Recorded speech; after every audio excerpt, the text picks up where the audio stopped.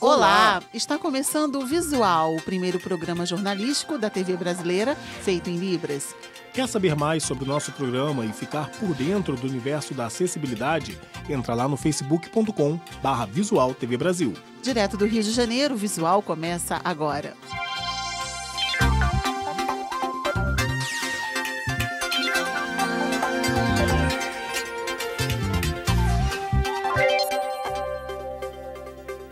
Quase todas as famílias desejam conquistar a casa própria, mas quando as coisas não vão bem, o sonho pode virar pesadelo, Cláudia. Pois é, no estado de São Paulo, dobrou o número de reclamações de pessoas que recebem empréstimos para comprar imóveis, os chamados mutuários.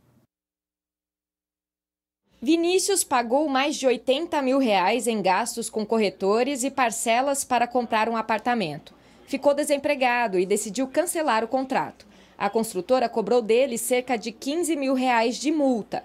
Há um ano, Vinícius decidiu entrar na justiça para não precisar pagar esse valor. A gente fica ansioso porque esse valor que vai vir vai servir como entrada no nosso imóvel, né, na carta de crédito. Vai servir como lance e que a gente pode ser contemplado e conseguir o nosso imóvel, que é o que a gente tanto quer. Além da dificuldade para cancelar a compra de habitações, no ano passado, muitas pessoas ficaram com as parcelas em atraso e acabaram tendo o imóvel retomado pelos bancos. Em 2016, a Associação dos Mutuários de São Paulo e Adjacências recebeu quase 10 mil queixas de compradores. Os imóveis de 1.403 famílias das regiões metropolitanas de São Paulo, Baixada Santista e São José dos Campos foram retomados, mais que o dobro dos imóveis retomados pelos bancos no ano anterior. Um quarto das reclamações foram referentes a desistências de compra. O presidente da associação diz que, nesses casos, as empresas costumam devolver de 20% a 60% do valor pago. Ele aconselha a procurar a via judicial, que costuma garantir a devolução de 85% a 90% do valor. Mas os processos demoram cerca de 3 anos para serem finalizados.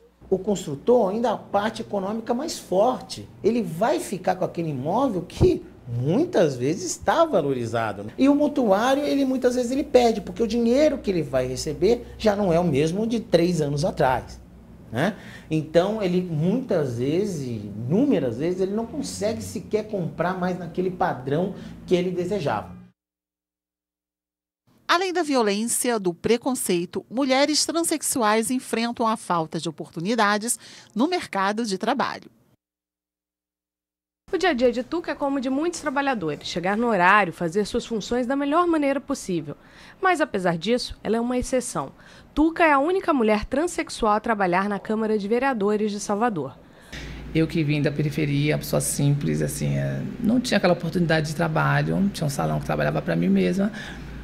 E eu tive uma oportunidade, assim, maravilhosa, assim, eu sou muito grata. Na carteira de identidade, o nome de Tuca ainda é o masculino, apesar de estar tentando pela Defensoria a mudança na Justiça há 1 ano e meio. Mas no crachá, o nome social, com o qual ela se identifica, é o documento que mais usa. Quando eu cheguei logo, eu também não esperava que eu ia ter o nome social no crachá. Isso foi um pedido do vereador, foi uma exigência dele. Entendeu? Assim, porque ele queria ter no gabinete dele uma mulher trans, assim, e eu fui a primeira assim, assessora. Assim. Oportunidades como a que Tuca teve são raras para as mulheres trans. E quando surgem, a baixa escolaridade é um obstáculo, já que 80% delas abandonam o ensino médio durante a adolescência por falta de apoio dos pais e também por causa da discriminação. Milena Passos, assessora da Secretaria de Políticas para Mulheres do Estado da Bahia, afirma que a maioria das mulheres trans acaba trabalhando em espaços onde a discriminação existe, mas é menor. Algumas são profissionais do sexo, não desmerecendo que é a profissão, mas nem todas querem estar lá. Algumas têm que ser manicure, pedicure, né? Ser cabeleireira. Além disso, enfrentam a realidade de ter uma baixa expectativa de vida, já que o Brasil é o país que mais mata transexuais no mundo. A sobrevida da gente é muito pequena. A gente tem a mesma sobrevida igual os jovens negros da periferia, nós morremos muito cedo. As pessoas trans não chegam aos 30 anos, que é uma vergonha. Por serem marginalizadas e invisíveis para uma grande parte da sociedade, essas mulheres lutam por oportunidade e contra a discriminação de gênero para conquistar a igualdade no mercado de trabalho. Nós somos cidadãs, merecemos respeito, somos pessoas e que merecemos uma oportunidade para ser inserido no mercado de trabalho, né? Essa semana completou 20 anos da morte do educador Paulo Freire. O professor que criou um método próprio de alfabetização foi um intelectual brasileiro que recebeu o maior número de títulos em universidades do mundo, hein? Os ensinamentos dele continuam sendo aplicados na alfabetização de jovens e adultos. Nesta sala de aula, jovens e adultos com capacidades diversas estão em busca do sonho de ler e escrever. Estou no terceiro já, último ano do ensino médio. Aí aqui eu tô para me aprender ali, que eu não tive oportunidade de aprender. Eu gosto muito da escola, estou aprendendo a ler, escrever, acho que a gente aprende muita coisa. Palestra, teatro, filme, vídeo. Cláudia reconhece seus próprios avanços. Parece que a mente abre mais. E agora eu estou bem melhor. É nisso que Márcia acredita há 20 anos, desde que conheceu os ensinamentos de Paulo Freire. O que me chama mais atenção é isso de olhar para o ser humano, né? De trazer dele. E de não pensar que ele vem sem nenhum tipo de conhecimento, né? Na escola, localizada na zona sul da cidade de São Paulo, são 1.400 alunos que escolheram em assembleia um tema que está sendo debatido desde o início do semestre. No caso, o tema é saúde pública.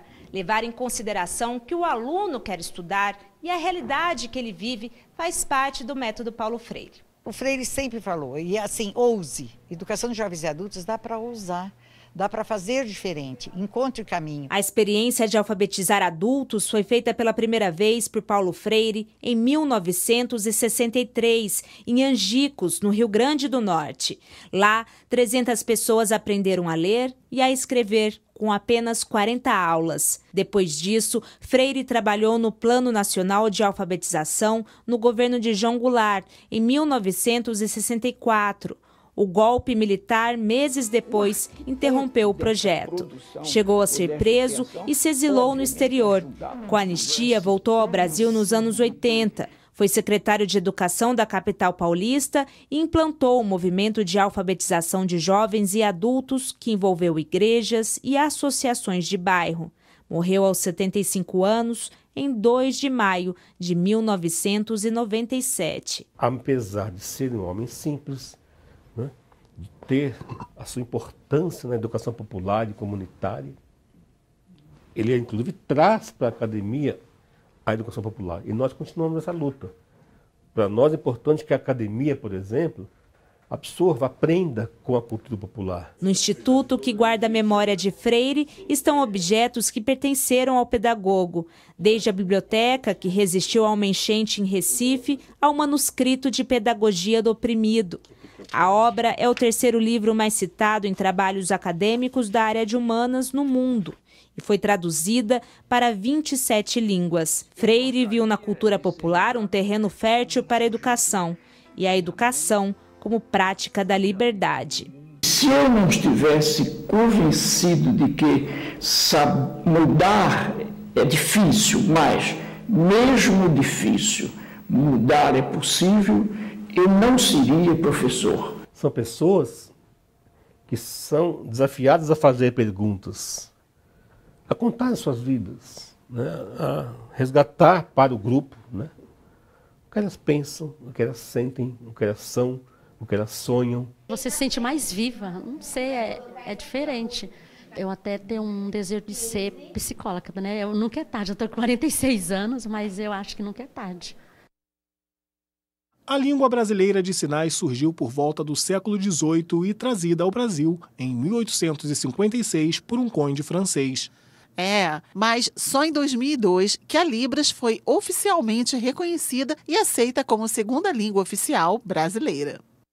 A língua brasileira de sinais surgiu por volta do século XVIII.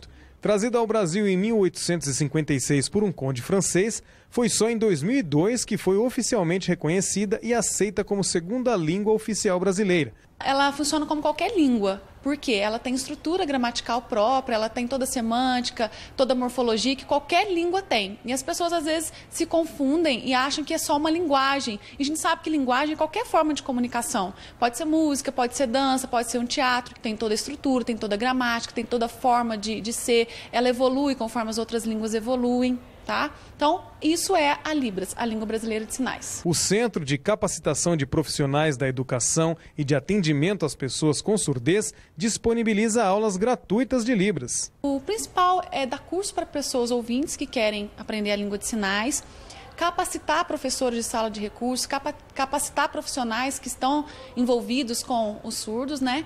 A gente atende também surdos que estão em fase de alfabetização, surdos adultos que não estão alfabetizados, a gente também atende. Nós avaliamos os intérpretes aqui da região que querem atuar no estado, para isso eles precisam passar pela nossa avaliação, para ver se ele tem a proficiência ou não, para estar dentro de uma sala de aula interpretando. Sueli é instrutora e lembra que antigamente era mais difícil se comunicar. Hoje está tudo muito mais fácil nesse sentido. Antigamente não tinha, era difícil. Eu me lembro que eu gostava de ver novela. Eu era pequena. Mas eu olhava e não entendia. Ficava perguntando para minha mãe: mãe, o que está acontecendo? O que está falando ali? Minha mãe me respondia. Aí minha mãe sempre estava me apoiando nisso. Eu perguntava e ela me respondia. Perguntava e ela me respondia. Então hoje em dia melhorou muito. Hoje está muito mais fácil. Fico até aliviada com isso. E o Visual fica por aqui. E você já sabe, para falar com a gente é só mandar uma mensagem pelo WhatsApp. O nosso número é 021 974 522 300. Tchau, muito obrigada pela companhia. Tchau, tchau para você.